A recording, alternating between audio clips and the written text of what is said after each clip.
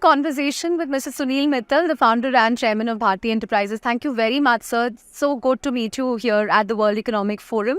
Thank you for talking to Moneycontrol.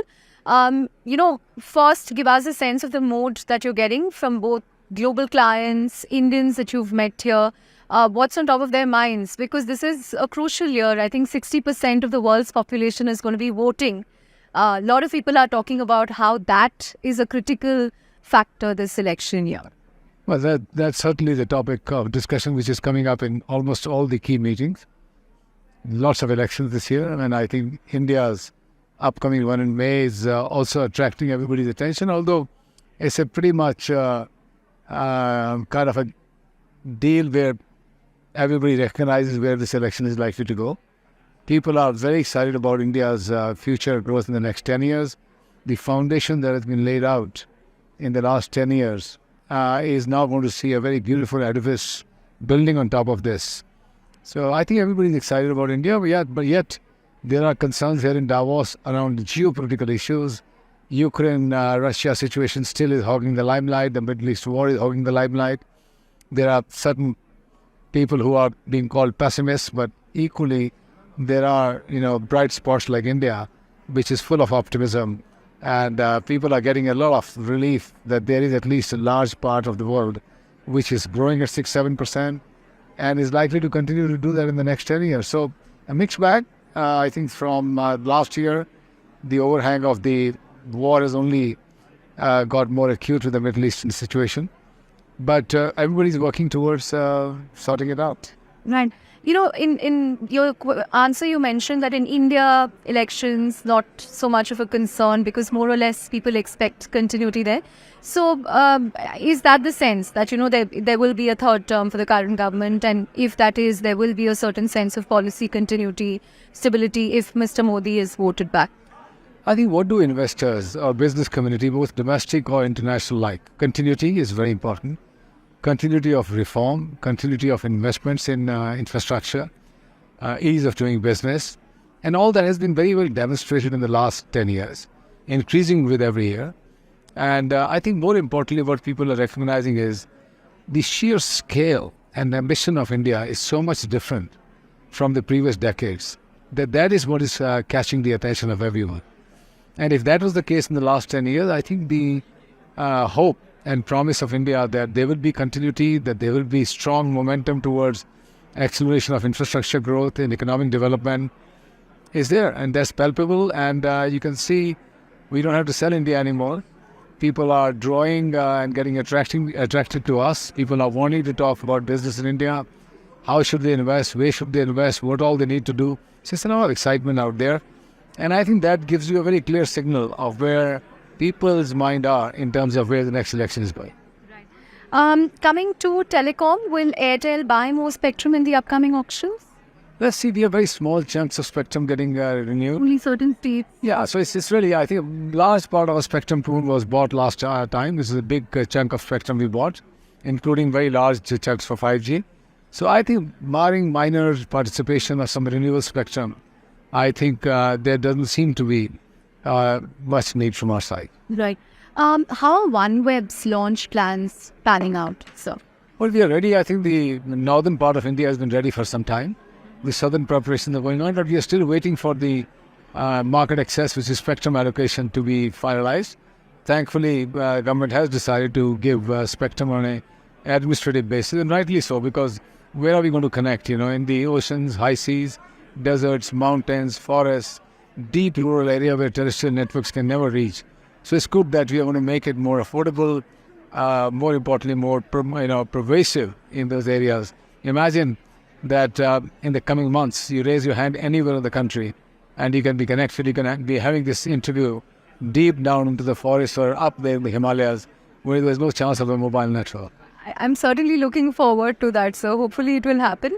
But in terms of the overall telecom market structure, with Vodafone Idea still being in the red, no relief funding in sight, what do you make of it? Well, all I can say is our industry needs so much capital. It's a very, very capital-intensive industry. We have spent over 30,000 crores this year on 5G.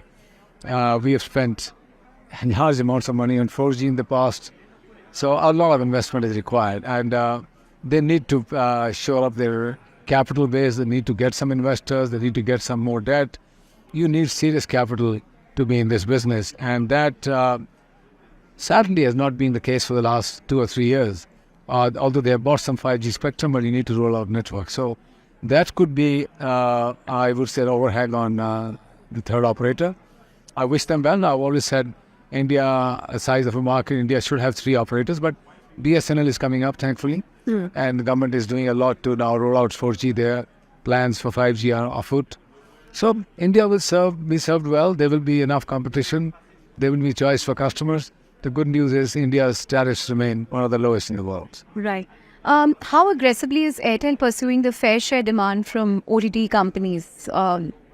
Very aggressively. I think that's a legitimate demand that when we are building, there is a very large the other debate on net neutrality. No, absolutely not. That is where some people get mixed up. It's got nothing to do with net neutrality.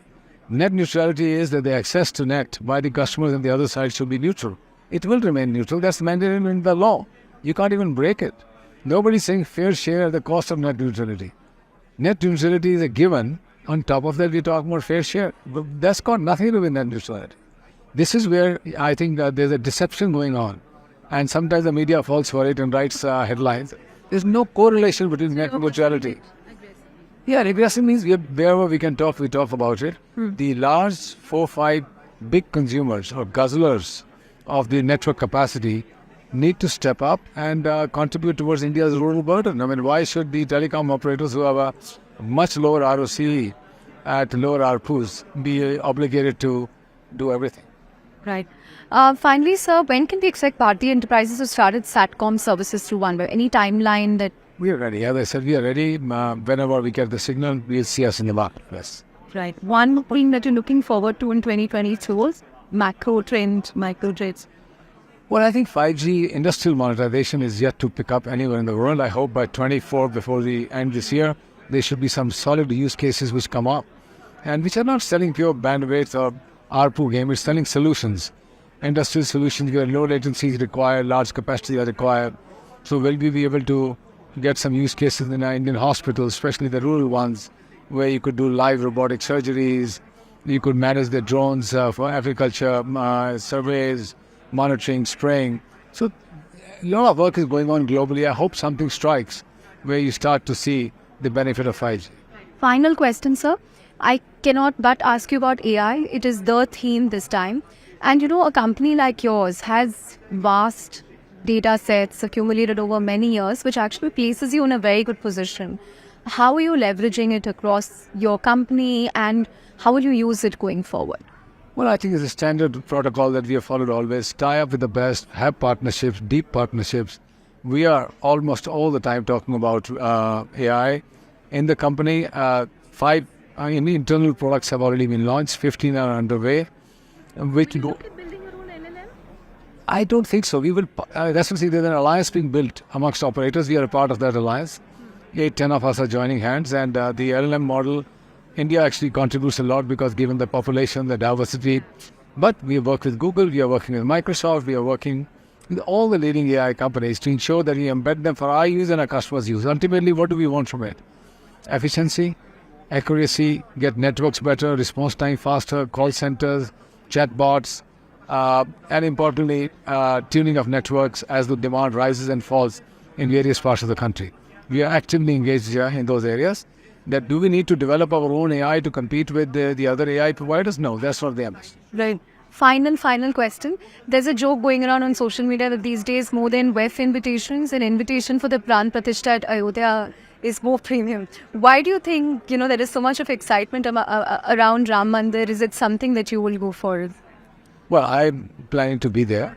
I think it's been an aspiration of India to see the completion of the Ram Temple, Ram Mandir, and I think all cutting across religions should be participating in it, should be looking forward to it.